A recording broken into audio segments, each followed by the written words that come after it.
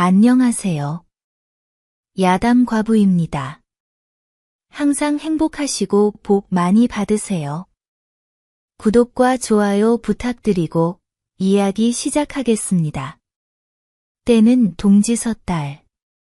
1년 중 밤이 가장 길고 추위가 가장 혹독하다는 바로 그 절기였습니다.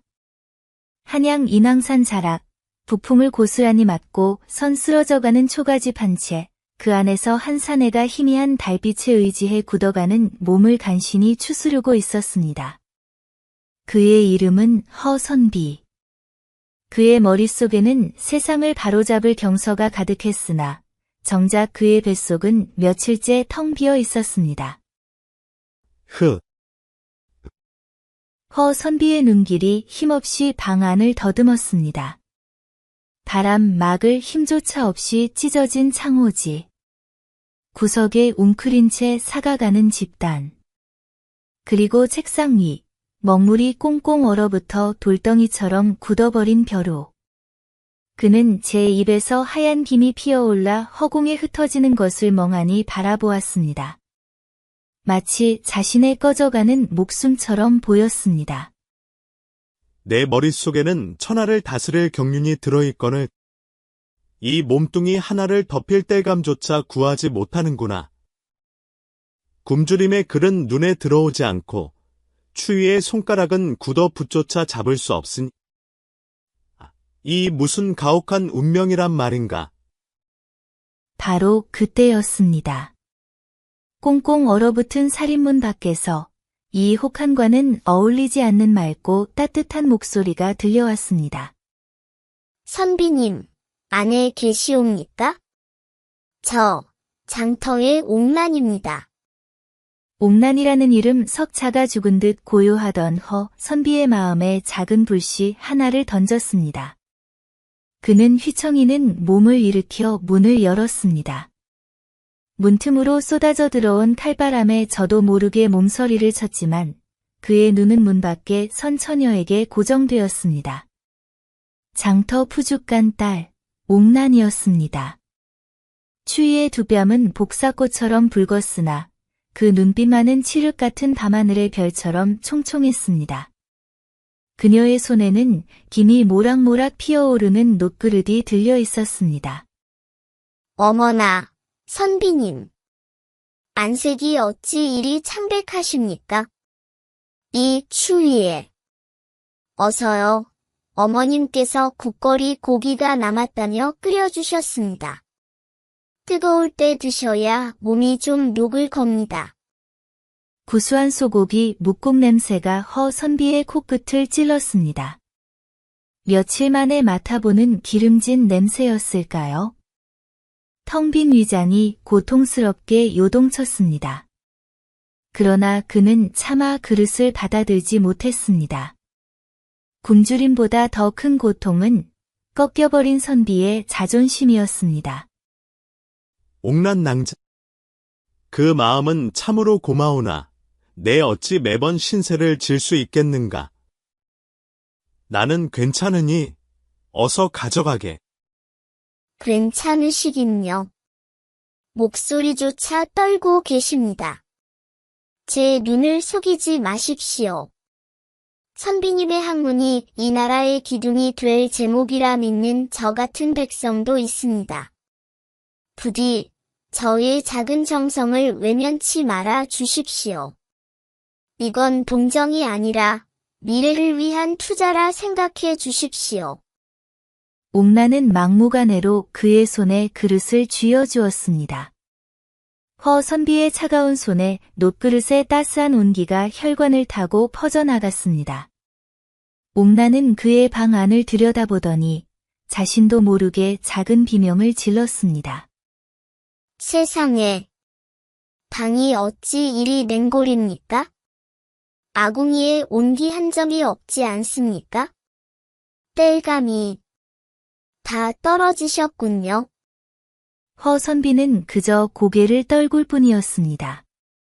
그 침묵이야말로 가장 비참한 대답이었습니다. 옥란은 잠시 무언가를 결심한 듯 입술을 깨물더니 단호한 목소리로 말했습니다.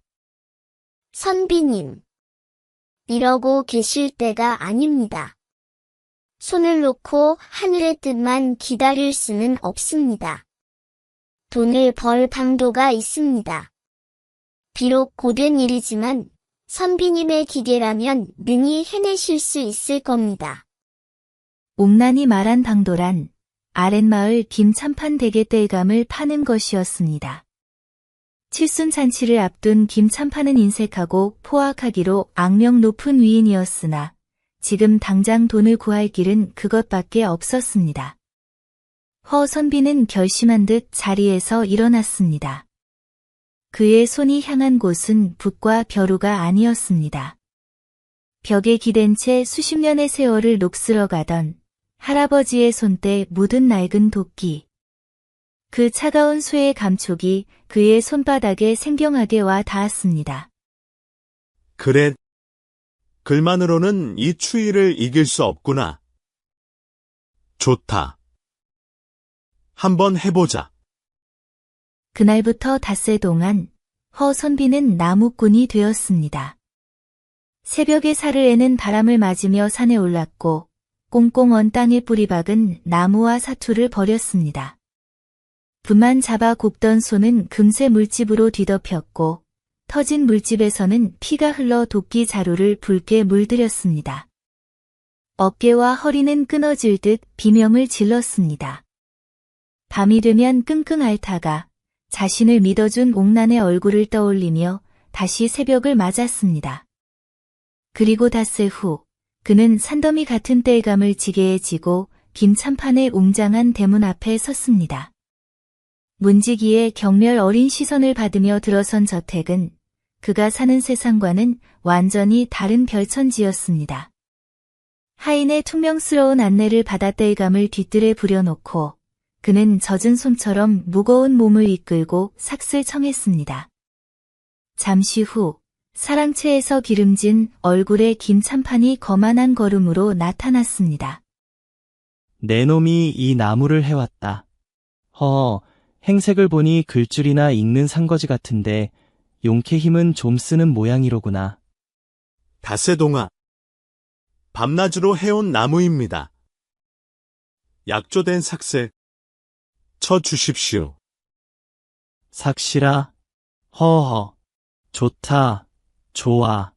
내 노고가 가상하니 내 돈 몇 푼 대신 아주 특별한 것을 상으로 내리마. 김참판의 눈이 교활하게 빛났습니다. 그는 허 선비의 꼿꼿한 자존심을 짓밟아버릴 가장 잔인한 방법을 이미 생각해낸 뒤였습니다. 내 안사람에게는 지아비인 나조차 함부로 발을 들이지 못하는 제 혼의 정수와도 같은 비밀스러운 화원이 있느니라.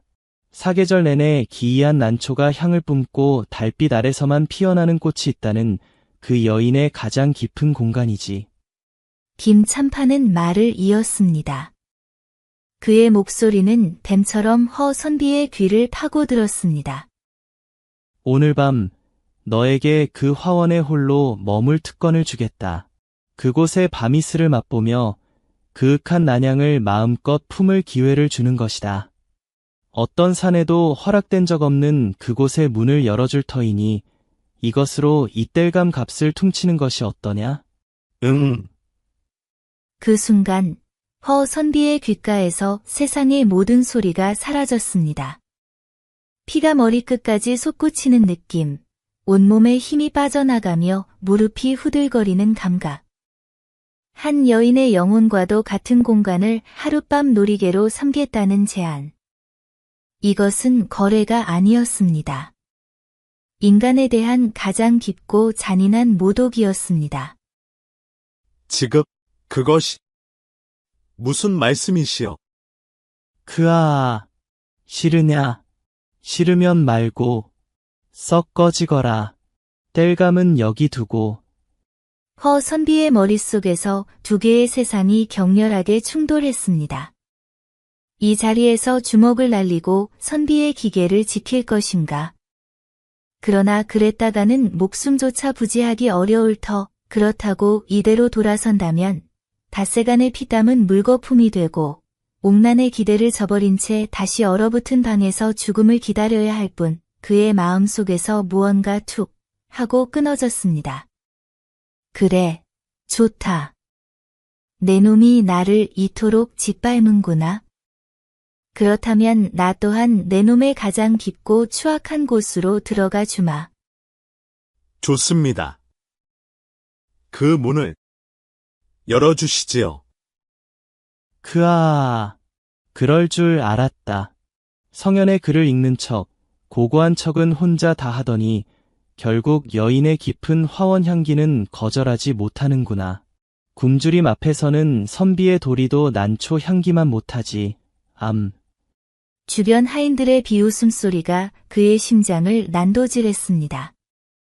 그는 화끈거리는 얼굴을 들 수 없었습니다.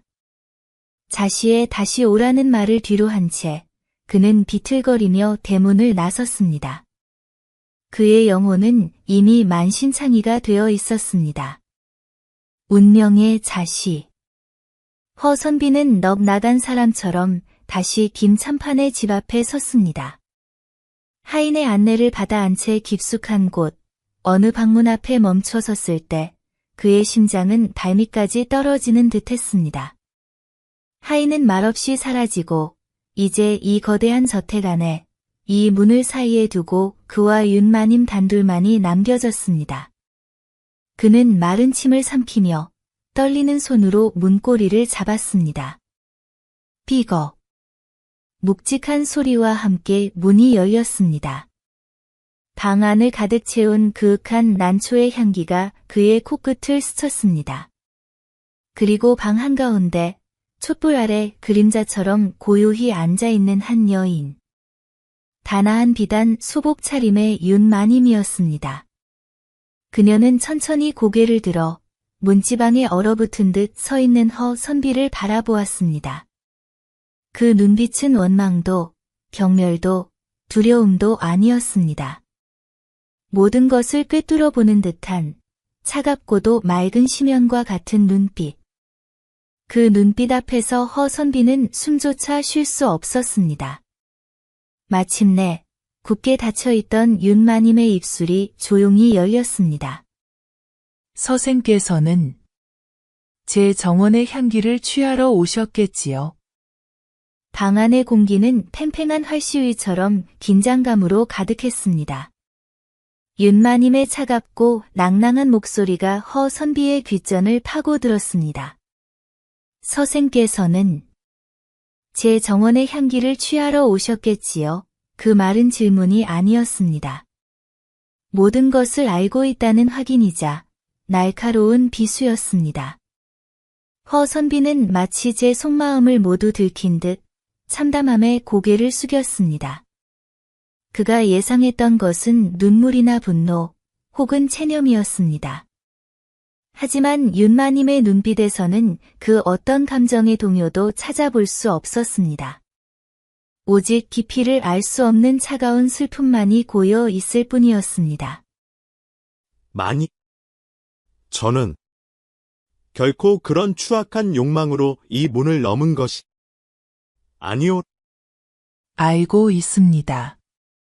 서생의 눈빛이 그저 향기를 탐하는 짐승의 그것과 다르다는 것쯤은 저 역시 알고 있습니다.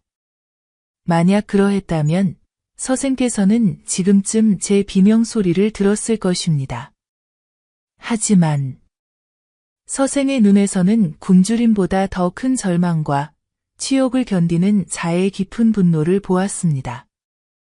윤마님은 자리에서 일어나 창가로 다가갔습니다. 달빛이 그녀의 하얀 소복 위로 쏟아져 내려 그 모습이 비현실적으로 보일 정도였습니다.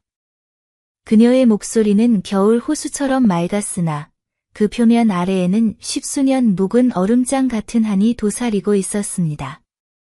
저희 이 비밀스러운 화원은 17의 이 집에 팔려오듯 시집온 제가 스스로의 존엄을 지키기 위해 마음속에 일군 마지막 영혼의 터전입니다.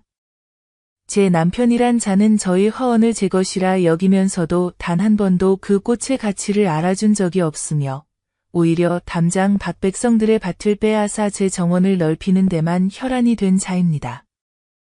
그녀는 천천히 몸을 돌려 허 선비를 정면으로 바라보았습니다.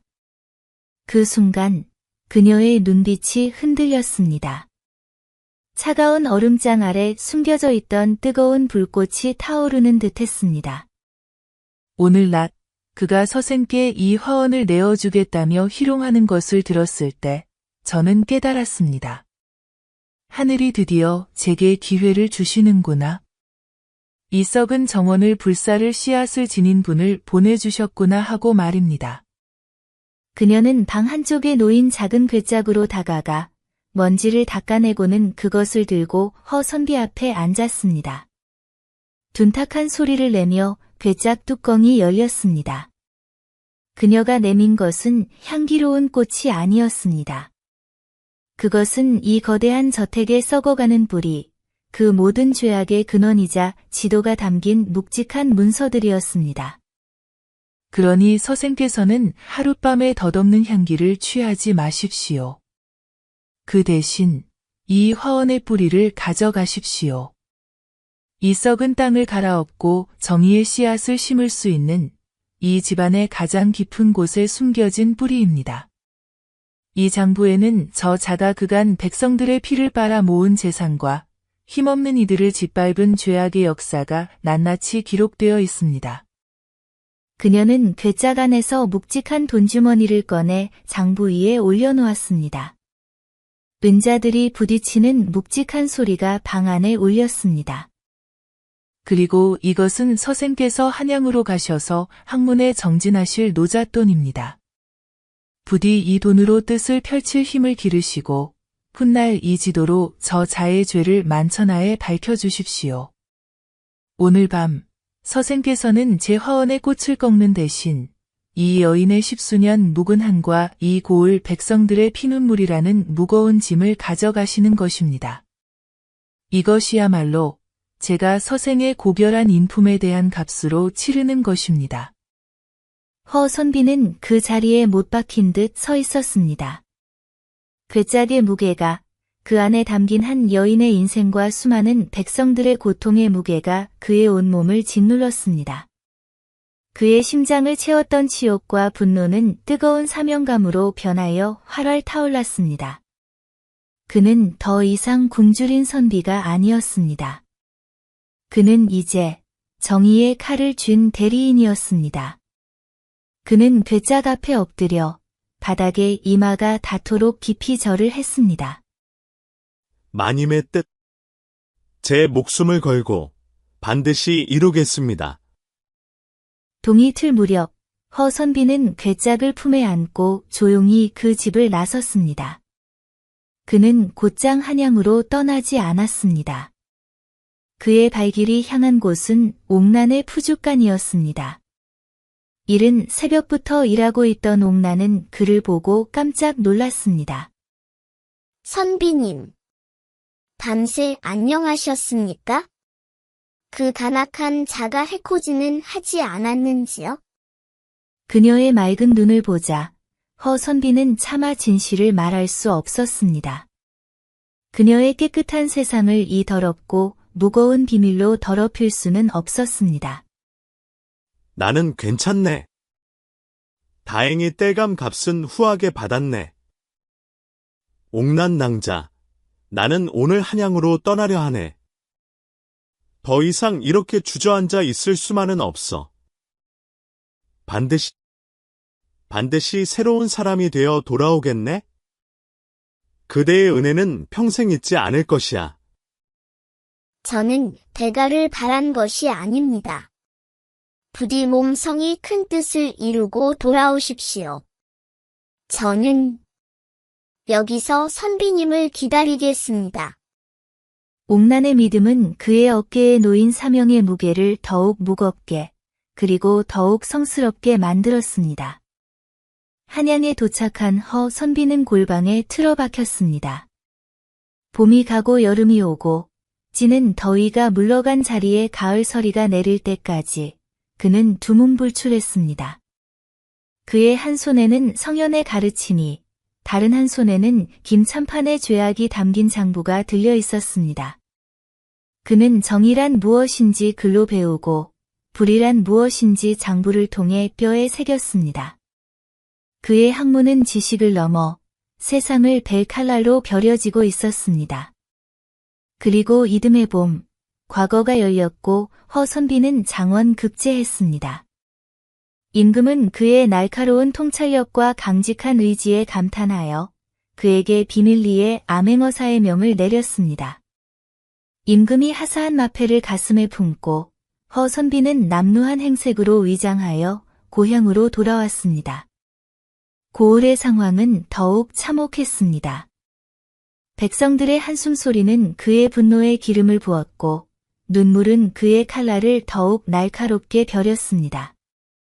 마침내 결전의 날, 김참판은 새로 부임한 사또와 자신의 저택에서 호화로운 연회를 벌이고 있었습니다. 풍악소리와 웃음소리가 담장을 넘는 바로 그 순간, 허선비가 나타났습니다. 웬 놈이냐? 썩 꺼지지 못할까? 허선비는 말없이 품속에서 마패를 꺼내 높이 쳐들었습니다. 어둠 속에서 그의 손에 들린 마패가 성광처럼 빛났습니다. 암행어사 출두야. 그 외침과 함께 숨어있던 역졸들이 횃불과 육모방망이를 들고 구름처럼 몰려들었습니다. 연회장은 순식간에 아수라장이 되었습니다. 김참판은 술이 헛개는 얼굴로 마루 아래로 굴러떨어졌습니다. 그는 경악에 찬 눈으로 허선비를 알아보았습니다. 네, 내 놈은 그때 그 땔감 장수놈이. 그래, 내가 바로 내 놈이 땔감 값 대신 내어주겠다며 희롱했던 그 비밀스러운 화원의 주인을 기억하는 자다. 내 놈은 내게 그 화원의 향기를 취하라 했지만 나는 그 향기 대신 화원의 뿌리를 썩게 만드는 내 놈이라는 독초를 캐내기로 마음먹었었다. 허선비는 품에서 낡은 장부를 꺼내 펼쳐 들었습니다. 이 장부가 바로 내 놈이라는 독초를 뿌리째 뽑아낼 쟁기다. 그는 김참판의 죄목을 하나하나 읽어 내려갔습니다. 김참판은 땅바닥에 엎드려 살려달라고 빌었지만 그의 비명은 백성들의 울음소리에 묻혀 사라졌습니다. 모든 것을 바로잡은 허선비는 윤마님을 찾았습니다. 그녀는 더 이상 슬픔에 잠긴 안방마님이 아니었습니다. 평온한 미소를 지닌 자유로운 여인이었습니다. 어사님 덕분에 제 화원의 독초가 사라지고 이제 맑은 샘물이 흐르게 되었습니다. 저는 이제 부처님께 귀의하여 제 마음의 정원을 조용히 가꾸며 살고자 합니다. 소임을 마친 허선비는 마침내 옥난의 푸죽간으로 향했습니다. 금이 환양한 그를 보기 위해 고을 사람들이 구름처럼 몰려들었습니다. 모두가 그가 어떤 선택을 할지 숨죽여 지켜보았습니다. 그는 수많은 사람들이 지켜보는 앞에서 묵묵히 일하고 있는 옥난의 앞에 섰습니다. 그리고는 한쪽 무릎을 꿇었습니다. 옥난 낭자, 내가 가장 어둡고 비참했을 때 나의 빛이 되어준 것은 바로 그대였소. 신분과 세간의 평판은 내게 아무런 의미가 없소. 부디 나의 아내가 되어 평생을 함께해 주시오. 옥난의 눈에서 굵은 눈물방울이 뚝뚝 떨어졌습니다. 그녀는 말없이 고개를 끄덕였고 그 모습을 지켜보던 사람들은 약속이나 한 듯 뜨거운 박수를 보냈습니다. 그리하여 허선비는 백정의 딸을 아내로 맞았고 훗날 정승의 자리에까지 올라 청렴한 정치로 만인의 존경을 받았습니다. 사람들은 두고두고 이야기했습니다. 한 사내의 인품은 그가 무엇을 취하느냐가 아니라 무엇을 지키고자 하느냐로 증명된다는 것을.